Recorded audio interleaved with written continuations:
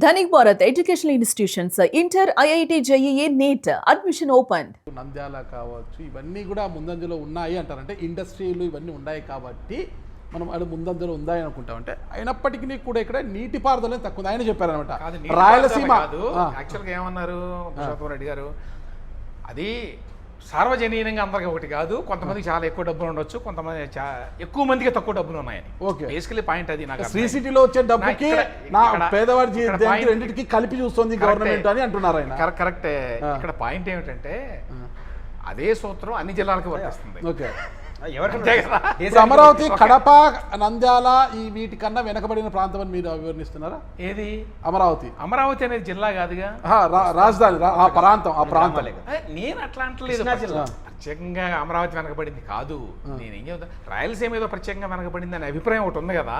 అవును, అది కరెక్ట్ కాదు. ఇప్పుడు అది ఒకప్పుడు కరెక్ట్, ఇప్పుడు కాదు. అది డెవలప్ అవుతోంది.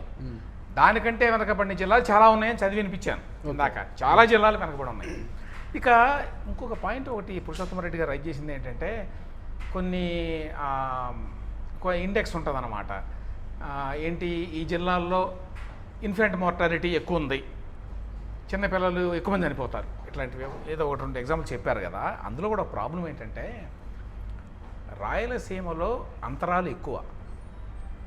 100 రూపాయలు ఉన్నాయండి. 100 రూపాయలు కృష్ణా జిల్లాలో 100 రూపాయలు ఉన్నాయి. రాయలసీమలో ఏదో ఒక జిల్లా తీసుకోండి, అనంతపురం జిల్లాలో 100 రూపాయలు ఉన్నాయి. తేడా ఏమిటంటే, ఈ 100 రూపాయల్లో 40 రూపాయలు కొద్దిమంది దగ్గర ఉండి 60 రూపాయలు అందరికీ ఉన్నాయి కృష్ణా జిల్లాలో. అదే మీరు అనంతపురం జిల్లా తీసుకున్నారనుకోండి, 80 రూపాయలు కొద్దిమంది దగ్గర ఉండి 20 రూపాయలు మిగతా అందరి దగ్గర ఉన్నాయి. ఆ అంతరం అనేక చారిత్రక కారణాల వల్ల వచ్చింది. ఆర్థిక పరమైన అంతరాలు అంటారు మీరు? అంటే డబ్బులు ఒకటే 100 రూపాయలు అక్కడ ఇక్కడ. అంతరాలంటే చాలా వస్తాయి కదా. అందుకు అంతరాలంటే సామాజికంగా, కులాల పరంగా అనేక కారణాలు ఉంటాయి. ఆర్థిక పరమైన అంతరాలు ఎక్కువ ఉన్నాయి అంటారు. కాదు, ఆర్థిక పరంగా డబ్బు 100 రూపాయలే. ఇప్పుడు ఈ 100 రూపాయలు కృష్ణా జిల్లా అనుకోండి, ఎగ్జాంపుల్గా చెప్తున్నా, ఇదంతా కరెక్ట్ అని కదా 100%. కృష్ణా జిల్లా తీసుకోండి, అక్కడ స్టాండర్డ్ ఆఫ్ లివింగ్ జనరల్గా ఎక్కువ ఉన్నట్టుగా ఎందుకు అనిపిస్తుంది అంటే, అక్కడ డబ్బులు ఉన్న వాళ్ళు ఉన్నారు, కానీ 40% మంది దగ్గర 40 రూపాయలు ఉంటే మిగతా 60% మంది దగ్గర 60 రూపాయలు ఉన్నాయి. వాళ్ళ దగ్గర తక్కువే ఉన్నాయి, కానీ మరీ తక్కువ కాదు. వేరే రాయలసీమలో అట్లా కాదు. రాయలసీమలో కొద్ది మంది దగ్గర ఎక్కువ డబ్బులు ఉన్నాయి, మిగతా వాళ్ళందరి దగ్గర చాలా తక్కువ ఉన్నాయి. అందువల్ల అంతరాలు ఇట్లాంటివి కనిపిస్తాయి అన్నమాట, ఇట్లాంటి తేడాలు. కానీ ఓవరాల్గా చూసినప్పుడు డెవలప్మెంట్ వరకు వస్తే రాయలసీమ ఈ మధ్యకాలంలో బాగా డెవలప్ అవుతుంది. కారణం ఏంటి? ఇండస్ట్రీ. ఆయన కూడా చెప్పారు కదా, ఇండస్ట్రీ.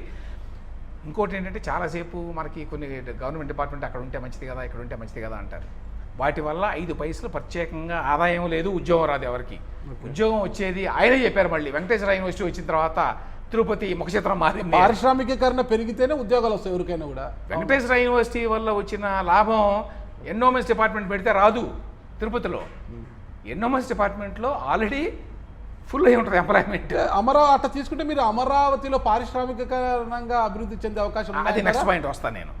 ఇప్పుడు ఇంకో పాయింట్ ఏంటి, అది డెవలప్మెంట్కి సంబంధించి మాట్లాడినప్పుడు అన్నారు ఆయన, ఏంటి అమరావతి ఇక్కడలాగా ఎట్లా డెవలప్ అవుతుంది ఏంటి. ఇక్కడ 2 పాయింట్లు. ఒకటి, గూగుల్ విశాఖపట్నానికి వచ్చింది అని అంటే ఆటోమేటిక్గా రాలా. అసలు గూగుల్ విశాఖపట్నానికి ఎట్లా వచ్చింది? బెంగళూరుకి కదా వెళ్ళాలి.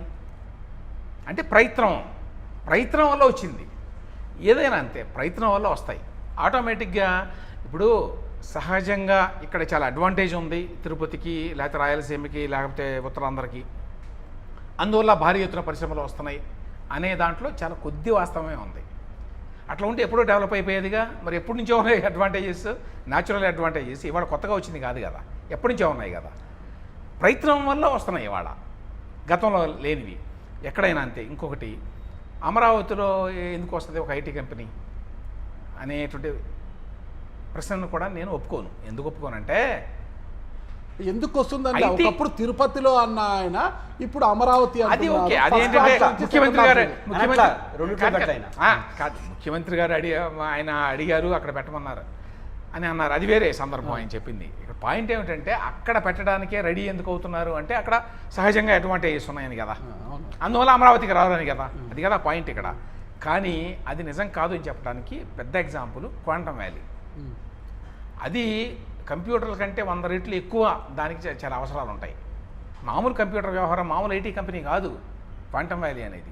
అందులో ఆ క్వాంటమ్ వ్యాలీలో ఉండే కంప్యూటర్కి వాతావరణం ఎంత చల్లగా, ఎంత మెయింటైన్ చేయాలంటే టెంపరేచరు, అది మామూలుగా సాధ్యం కాదు. అందుకనే పెట్టరు, ఎక్కడ పడితే అక్కడ పెట్టచ్చు కదా, పెట్టలేదు.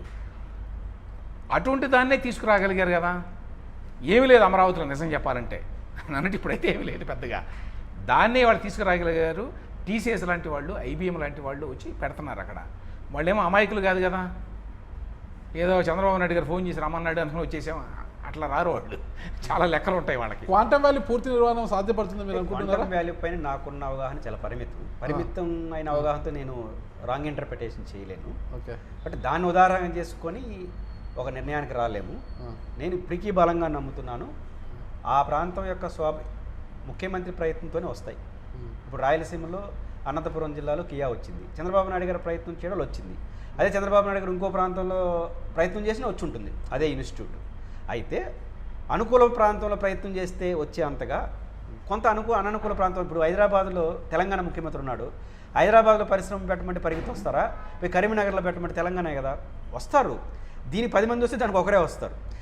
నేచురల్ అడ్వాంటేజ్ ఉన్నటువంటి ప్రాంతంలో నేచురల్ కంపెనీలు పెట్టండి.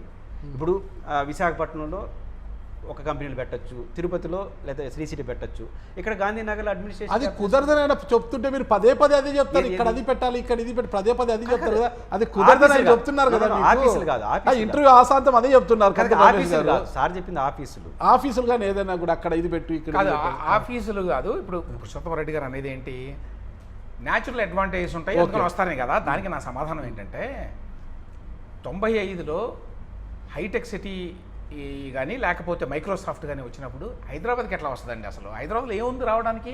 రాళ్ళు తప్ప అని అన్నారు. కొండలు గుట్టలు తప్ప ఏముంది? ఏమి లేదు కదా. ఆశ్చర్యపోయారు అందరూ. మైక్రోసాఫ్ట్ హైదరాబాద్కి రావడం ఏంటి, బెంగళూరు రావాలి కానీ హైదరాబాద్కి ఎట్లా వస్తుంది, ఏముంది ఇక్కడ అసలు అని అన్నారు. కానీ వచ్చింది కదా. పురుషోత్తం రెడ్డి ఇంకో అద్భుతాలు అయితే జరగవు అమరావతిలో, అద్భుతాలు జరుగుతాయని నేను కూడా అనట్లేదండి. నా పాయింట్ ఏమిటంటే ఒక ఎకనామిక్ హబ్గా కూడా ఎలాంగ్ విత్, ఇప్పుడు కాసేపు ఏమంటాం అన్నీ తీసుకెళ్ళి అమరావతిలో పెట్టేస్తున్నారు మీరు అని, ఇంకోవైపునేమో తిరుపతిలో వస్తున్నాయి, విశాఖపట్నంలో వస్తున్నాయి, ఎందుకంటే అక్కడ బ్రహ్మాండం అంటే అన్ని చోట్ల రావాలని కోరిక మనకి, అన్ని చోట్ల అన్ని ప్రాంతాలకి రావాలి, మంచిది అట్లా రావడం వల్ల. దానివల్లనే వాళ్ళ రాయలసీమ ప్రొఫైల్ పెరిగింది ఇండస్ట్రీస్ రావడం వల్ల. అమరావతిలో ఎక్కువ ఇండస్ట్రీస్ తీసుకురావడం లేదా ఆ 2-3 జిల్లాల్లో అని చెప్పి చాలా గొడవ చేస్తున్నారు. మధ్య కోస్తా వాళ్ళు కృష్ణా, గుంటూరు, ప్రకాశం, వెస్ట్ గోదావరి, ఈస్ట్ గోదావరి వాళ్ళు చాలా కాలంగా గొడవ చేస్తున్నారు. మీరు సోషల్ మీడియాలో చూస్తే ఏంటి పరిశ్రమలన్నీ తీసుకెళ్ళి ఉత్తరాంధ్రకి, రాయలసీమకైనా మాకేమీ లేదా అని. నిజంగానే కొంత అన్యాయం జరుగుతోంది అక్కడ. వ్యవసాయ ఆధారిత ఎకానమీగా ఉందండి ప్రస్తుతం. కానీ వ్యవసాయం ఎప్పటి నుంచి డెవలప్ అయింది కాబట్టి, ఆ తర్వాత ట్రేడ్ కొంచెం వచ్చింది కాబట్టి విజయవాడ చుట్టుపక్కల కొంత ఉంది. అందువల్లనే ఇందాక చెప్పాను నేను, కోనసీమ జిల్లా వెనకబడింది, పోలవరం వెనకబడింది. ఎందుకు అవన్నీ అంత వెనకబడి? ప్రకాశం జిల్లా వెనకబడింది ఈ లిస్టులో. అసలు 100 రూపాయలు ఉంటే ఎవరి దగ్గర 40 రూపాయలు ఉన్నాయి, ఎవరి దగ్గర 60 రూపాయలు ఉన్నాయి అనేది తర్వాత సంగతి. ముందు 100 రూపాయలు అయితే రావాలి కదా, అవి కూడా లేవు. ఇంకొక ప్రశ్న మీరు గుర్తుపెట్టి చాలామంది అంటున్నారు కదా, సెల్ఫ్ సస్టైన్ అన్నారు. అంటే రైతుల భూములను తీసుకొని మళ్ళీ డెవలప్ చేసి వాళ్ళకే ప్లాట్లుగా ఇస్తామన్నారు. ఇప్పటి వరకు తీసుకున్న ఎకరాలలో ఎన్ని ఎకరాలను డెవలప్ చేశారు, ఎన్ని ప్లాట్లు వాళ్ళకి ఇచ్చారు, సో ఎంతమంది ఇండస్ట్రీస్కి ప్లాట్లు అమ్మారు, తద్వారా వచ్చే ఆదాయం ఎంత అనేది కూడా పదే మాట్లాడుతున్నారు కదా. వాటి గురించి ఒకసారి వివరిస్తారు మీరు. ఇప్పుడు లేట్ అయింది అందరికీ తెలుసు. మధ్యలో జగన్మోహన్ రెడ్డి గారే కదా వచ్చి లేట్ చేసింది. సరే ఈ కారణాలు ఏమైనప్పటికీ లేట్ అయింది. కొంత దాని బ్రాండ్ నేమ్ కొంచెం దెబ్బతింది మధ్యలో, మళ్ళీ ఇప్పుడు అందుకుంది. ఎంత అంత కలిపి అందుకోలేదు. ఫస్ట్ విడత తీసుకున్న భూములు ఇంకా డెవలప్ చేసి రైతులకి లేదు, మళ్ళీ రెండో విడత 50,000 దాని గురించి మాట్లాడదాం. కానీ ముందు అసలు పాయింట్, దానివల్ల ఏమైందంటే మీరు ఎప్పుడైతే ఆ లేఅవుట్ భూముల్ని, ఎల్పిఎస్ భూముల్ని డెవలప్ చేయలేదంటే, రోడ్లు వేయలేదో, మిగతా చేయలేదో, న్యాచురల్గా ప్లాట్లు ఇచ్చినా కూడా ఏం చేసుకుంటారు, ఎవరు తీసుకోవాలా, వేస్ట్ కదా. ఊరికి మార్క్ చేసి పేపర్ మీద ఇస్తే ప్రయోజనం ఏంటి, తీసుకోలేదు. ఇప్పుడు 65,000 ప్లాట్లో మెజారిటీ ఇచ్చేశారు, అందరూ తీసుకున్నారు. ఎందుకంటే రోడ్లన్నీ వేస్తున్నారు కాబట్టి. ఇది వేయడానికి మేము 28 కల్లా పూర్తి చేస్తామని నారాయణ గారు చెప్తున్నారు. పూర్తి చేస్తాడా లేదా అనేది తెలియదు. పూర్తి చేయాలి అని చెప్పి కోరుతున్నారు అందరూ. పూర్తి చేయకపోతే నష్టం వాళ్ళకే, ఆ ప్రభుత్వం మీద దాని యొక్క ప్రభావం ఉంటుంది. ఇప్పుడు ఒక పాయింట్ ఆయన ఇక్కడ అడుగుతాను. పాయింట్ మీరు ఏంటంటే చెప్పండి అంటే ఇప్పటికే 68,000 ప్లాట్లలో చాలా బాగా ఇచ్చేశారు, రోడ్లన్నీ వేసేశారు అని రోడ్లన్నీ వేస్తున్నారు. వేస్తున్నారు అని అంటున్నారు ఆయన. మీకు తిరుపతిలో మీ జర్నలిస్ట్ సోదరులకు ఒక ఫోన్ చేయండి, ఆ. వాళ్ళకి ఇక్కడ అమరావతిలో జరిగిన కేటాయింపులకి సరిపోతుంది. 22 ఏళ్ల క్రితం చంద్రబాబు నాయుడు గారు ముఖ్యమంత్రి ఎవరో జర్నలిస్ట్కి ఫ్లాట్లు ఇచ్చినారు. ఎక్కడ మనకు తుమ్మలగుంట పక్కన జర్నలిస్ట్ ఫ్లాట్లు ఎట్లంటే స్వభావం ఎట్లా అంటే మ్యాప్లు వేసినారు, ల్యాండ్ చూపించినారు, ఫ్లాట్లు డివిజన్ జరగలేదు, మోసం ఏం చేయలేదు. ఇప్పుడు ఫ్లాట్లు డివిజన్ చేసి వాళ్ళ చేతిలోకి ఇచ్చినారు. ఇప్పుడు అమరావతిలో ఫ్లాట్లు ఫస్ట్ ఆఫ్ ఆల్ 33,000 ఎకరాలు రైతుల నుంచి ల్యాండ్ పూలింగ్లో తీసుకున్నారు. 33,000 ఎకరాలు ఒప్పందం ఏంటి? ఎకరాకు 50,000 రూపాయల కౌలు, 10% హైక్ చేసి ఇప్పుడు 95,000 ఇస్తున్నారు ఎకరాకి. రెండు వాళ్ళకి దాదాపు 24-27 కానీ దానికి బాధ్యులు ఎవరు? మధ్యలో 5 సంవత్సరాలు ఎవరైనా కావచ్చు. నేను చెప్పే కదా, అది ఇచ్చే పని లేదు. నేను చెప్పేది ప్రాజెక్టులో మేము ఎందుకు సస్టైనబిలిటీ కాదని చెప్పడానికి చెప్తున్నాను. జగన్ గారు మధ్యలో వచ్చినాడా, చంద్రబాబు మధ్యలో వచ్చాడా పాయింట్ కాదు. సస్టైనబిలిటీ ఎందుకు కాదంటే 33,000 ఎకరాలు తీసుకున్నారు, ఇంకా ప్రభుత్వ భూమి, వాగులు అంతా కలిసి ఒక 54 ఎకరాలు ఒక ప్లాట్ ఒక ఏరియాగా వచ్చింది. అది ఫస్ట్ ఆఫ్ ఆల్ నీకు ప్లాట్ ఇవ్వాలంటే ఏం చేయాలి? రోడ్లు డివిజన్ చేయాలి. దాంట్లో ఒక ప్లాట్ కమర్షియల్ ప్లాటు, 2 హౌసింగ్ ఏరియాలు ఇవ్వాలి. రెసిడెన్షియల్ ఇది చేయాలంటే ఖచ్చితంగా 54,000 ఎకరాలు బైఫర్కేషన్ చేయాలి కదా. ఇంకొక 5-6,000 ఎకరాలు అమ్మాలి. అదే కదా మన తిరిగి ఆదాయం వస్తే తిరిగి కడతానండి. ఇవన్నీ జరగాలంటే ఫస్ట్ ఆఫ్ ఆల్ 54,000 ఎకరాలు బైఫర్కేషన్ చేయాలి. మామూలు భాషలో చెప్పాలంటే వెంచర్.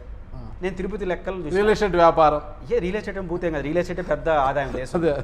ఇవి చేసిన తర్వాత నేను తిరుపతి వాళ్ళని అడిగాను, మీరు వెంచర్కి ఎంత అవుతుంది చూశాను. 5 ఎకరాలు 10 ఎకరాలు వేస్తారు కదా. సాధారణ వెంచర్ లెక్క వేసుకున్న కనీసం 72,000 కోట్ల రూపాయలు అవుతుంది. 54,000 ఎకరాలు బైఫర్కేషన్ చేసి నీ ప్లాట్ ఇది చెప్తేనే వాడు ఉపయోగించుకుంటాడు. మీరు అమ్మాలి కదా ప్రభుత్వం, కనీసం 5-6,000 ఎకరాలు అమ్మితే కదా 56,000 కోట్లు వస్తుంది, దానికి తిరిగి తెలుస్తానంటున్నారు. ఈ వస్తాయో తర్వాత ఫస్ట్ ఆఫ్ ఆల్ ఇది చేయాలి. 72,000 కోట్లు అవుతుంది. తిరుపతి వెంచర్ని ఆధారంగా చేసుకుని చెప్తున్నా. రేపు కానీ అది రాజధాని ఇంకా ఎక్కువ అవుతుంది, ఫస్ట్ పాయింట్. రెండోది, ఇప్పుడు ప్రపంచ బ్యాంక్ ఇచ్చిన రిపోర్ట్లోనే పాలవాగు, ఈ 3 వాగులకు సంబంధించిన నివారణ కోసం 8,200 కోట్ల రూపాయలు ప్రాజెక్ట్ రిపోర్ట్ చేశారు. ఎత్తిపోతలు అన్నికి సంబంధించి మొత్తం మీద 1,00,000 కోట్లు అవుతుంది. ఈ 1,00,000 కోట్లు అయితే తప్ప డివిజన్ చేయలేవు. ఈ డబ్బులు ఎప్పుడు పెడతావు? ఇది సాధ్యమవుతుందా? ఇది ప్రశ్న. అదే అడుగుతున్నారు. మధ్యలో మీరు అన్నారనమాట ఒక మాట కందుల రమేష్ గారు, ఈ మధ్యలో 5 ఏళ్ళు ఎవరు పాలించారు, ఎక్కడ నిర్లక్ష్యం జరిగింది అన్నారు కదా. ఇలాంటి వ్యాఖ్యలు మాట్లాడినప్పుడు కావచ్చు, మొన్న నంద్యాలలో ఒక వైసీపీ వాళ్ళ ప్రోగ్రామ్ విషయం కావచ్చు, తిరుపతిలో జరిగిన ఈ ప్రెస్ మీటింగ్ కూడా మీరు 2 వైసీపీ స్పాన్సర్డ్ ప్రోగ్రామ్గానే అభివర్ణిస్తూ మాట్లాడారు. మీరు దాన్ని కూడా దీంట్లో కలిపేశారనమాట. అలాంటప్పుడు మిమ్మల్ని ఒక టీడీపీ మౌత్ పీస్గా మిమ్మల్ని చూస్తున్నారనమాట. అంటే మీరు కూడా గతంలో వైజాగ్ని సమర్థించారు, ఇప్పుడు మావిగాని కట్టి ఇప్పుడు జగన్ పాటని మీరు పాడుతున్నాడు. మిమ్మల్ని వైసీపీ మౌత్ పీస్గానే జగన్ పాడిన పాటే మీరు పాడతారంటున్నారు అనమాట. ఎందుకు మీ మధ్యలో కూడా ఈ పార్టీల ముద్రలు ఎందుకు వస్తున్నాయంటారు? ఇప్పుడు పార్టీ ముద్ర వేసి పార్టీ ముద్ర ఎందుకు వస్తుందంటే మనం చెప్పలేదు. First point. సెకండ్ పాయింట్, అనుకోవచ్చు ఎవరు ఏదైనా, అది పెద్ద విశేషమేం కాదు. అది ఇక్కడ పాయింట్ ఏమిటంటే మీరే వేశారు. మేధావుల ఫోరం అనేది కూడా వైసీపీ యొక్క స్పాన్సర్ డే అని మీరు అన్నారు కూడా. అన్నాను నేను, అన్నారు. నా పాయింట్ విషయానికి సంబంధించి, అంతేగాని ఆ పార్టీలో ఆయన సభ్యుడను ఆ పార్టీ వాళ్ళ దగ్గర డబ్బులు తీసుకుంటున్నాడా కాదు, విషయానికి సంబంధించి కాదు వైసీపీకి సంబంధించి ఆయన కన్వీనరు వేదెక్కి. పాయింట్ ఇక్కడ ఏంటంటే, నా పాయింట్ జగన్మోహన్ రెడ్డి గారు ఏమి మాట్లాడితే దాన్ని సమర్థిస్తున్నారు కాబట్టి అనే ఉద్దేశంతో నేను అన్నది, అంతేగాని వాళ్ళ పార్టీలో ఆయన ఉన్నాడని కాదు. ఇక నేను అమరావతిని సమర్థిస్తున్నాను కాబట్టి మీరు టీడీపీ అని మీరు ఇంకొకళ్ళు అనొచ్చు. బయట వస్తున్న వాదన పెద్ద విశేషమేం కాదు, సీక్రెట్ ఏం కాదు. పాయింట్ ఏమిటంటే, అమరావతిని సమర్థిస్తే టీడీపీ అని అనుకోవటం అనేది ఒక పరిమితమైనటువంటి అండర్స్టాండింగ్, అవగాహన. అది దేనికైనా 2 పార్శ్వాలు ఉంటాయి. అందులో ఏదో ఒక పార్శ్వం మీకు నచ్చొచ్చు, మీరు దాన్ని సమర్థించవచ్చు. అయితే అదే సమయంలో అమరావతి ఎక్స్పాన్షన్కి సంబంధించో లేకపోతే వేరే అంశాలకు సంబంధించో బోల్డెన్ని సార్లు విమర్శిస్తాం. బహుశా నేను ఇప్పుడే ఇక్కడ కూర్చొని కూడా విమర్శించి ఉంటా, చాలా నాకు గుర్తులేదు ఏమేమో మాట్లాడాను. చాలా అంశాల గురించి మాట్లాడతాం. కాబట్టి నేను తెలుగుదేశమా ఆయన వైసీపీయా అనేది ఇంపార్టెంట్ కాదు. నేను చెప్పే వాటిల్లో లాజిక్ ఉందా, అవి ఫ్యాక్ట్సా, నేను చేసే ఆర్గ్యుమెంటు లాజికల్గా ఉందా లేదా, అది పాయింట్.